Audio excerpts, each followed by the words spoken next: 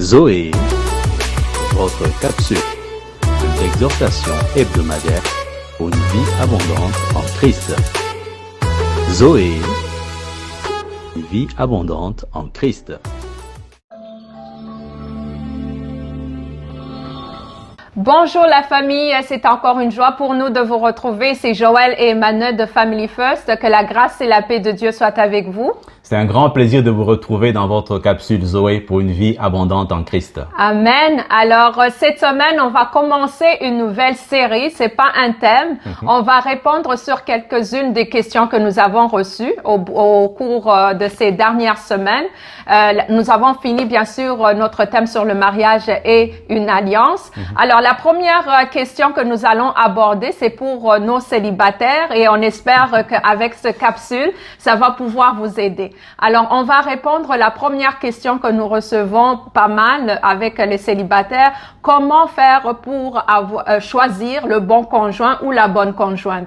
Le choix de notre conjoint, le choix de mon conjoint, ça passe par quoi? Ça passe par des critères. Alors, il y a des critères spirituels, il y a des critères émotionnels, il y a des critères physiques. Alors, on va commencer par l'inverse. On va commencer par les critères spirituels. Amen. La parole de Dieu nous dit ceci.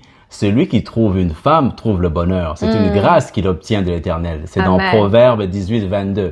Ici, nous comprenons très bien que le choix de notre conjoint, n'est-ce pas, jeune homme, c'est la grâce de Dieu. Donc, faut être conduit par la grâce de Dieu pour choisir sa future femme.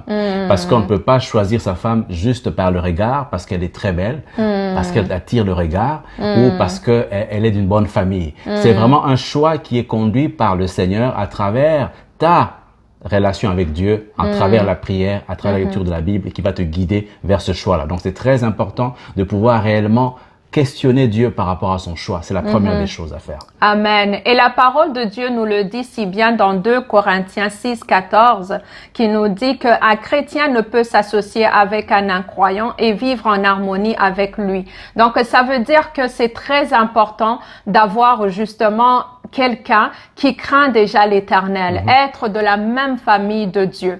Ça va vous aider de ne pas, au fait, avoir des problèmes que vous ne pouvez pas résoudre parce que votre base sera que vous deux, vous croyez en le Dieu d'Abraham et d'Isaac et de Jacob. Vous avez reçu le Seigneur Jésus-Christ. Donc, déjà, vous avez une base de qui vous craignez et qui vous servez. Amen. Ça va aider et faciliter dans votre famille, comment bâtir votre famille sur Jésus-Christ. La deuxième critère, donc, c'est le critère émotionnel.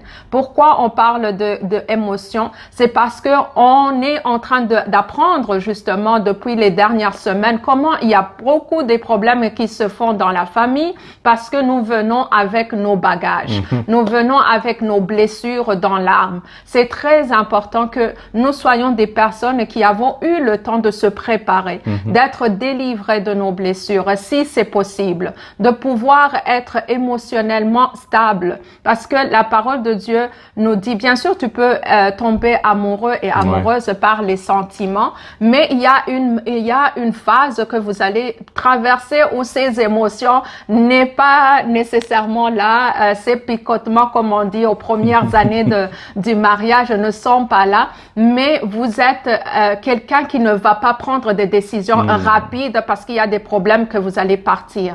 Vous êtes stable, vous vous tenez sur le Seigneur, ce que la parole de Dieu vous dit. L'amour n'est pas quelque chose qui nous tombe dessus, c'est un engagement que nous prenons et qui se renforce avec le temps. Il est patient, il est plein de bonté, comme nous l'avons démontré dans les dernières vidéos sur qu'est-ce que l'amour, qui se trouve dans 1 Corinthiens 13, versets 4 à 8. Très important ce que tu dis, Joël. On ne tombe pas amoureux parce que l'amour ne tombe pas dessus. C'est une décision personnelle que nous prenons à travers la patience, à travers la bonté, à travers l'amour de la justice, etc. On vous invite à relire 1 Corinthiens 13, 4 à 8 et à suivre nos vidéos sur les vertus de l'amour dans la page de YouTube de Family First. Le dernier critère, c'est le critère physique. Alors souvent, on est vraiment attiré physiquement, c'est tout à fait normal. Le Seigneur nous a créés de telle sorte que nous puissions être attirés physiquement l'un à l'autre pour pouvoir faciliter l'intimité sexuelle, l'intimité entre hommes et femmes et pouvoir procréer comme il faut. À ce niveau-là, beaucoup de gens mettent beaucoup d'emphase sur l'attrait physique. Il y a des maquillages, il y a beaucoup de choses, des apparats, mais on se rend compte que cela passe. Avec le temps, là on change, on fanit. Alors, ce qui est le plus important, c'est vraiment le cœur. Amen. C'est pour ça qu'on parlait de l'attirance émotionnelle, l'attrait émotionnel, le critère émotionnel. Parce que, quelque part, tout ce qui est physique va changer. On va tomber malade. Alors, quand on se met ensemble, c'est pour la vie. Alors, après 3 ans, tout ce qui est émotionnel va changer. Après 5 ans, 10 ans, le corps physique va changer, surtout après un enfant ou 2 pour les femmes. Donc, tout ça va changer. Donc, il faut baser notre choix sur des choses qui sont durables. C'est des choses qui sont pérennes. Parce que quand on se marie, c'est pour la vie. Amen. N'est-ce pas? Dans 1 Pierre 3, versets 3 à 5, il nous encourage à nous les femmes. Donc, cet attrait, oui, c'est très important, l'attrait physique, mais ce qui est plus encore important, ce qui va garder ton mariage, c'est ton attitude intérieure. On vous aime et Jésus vous aime encore plus. Bye.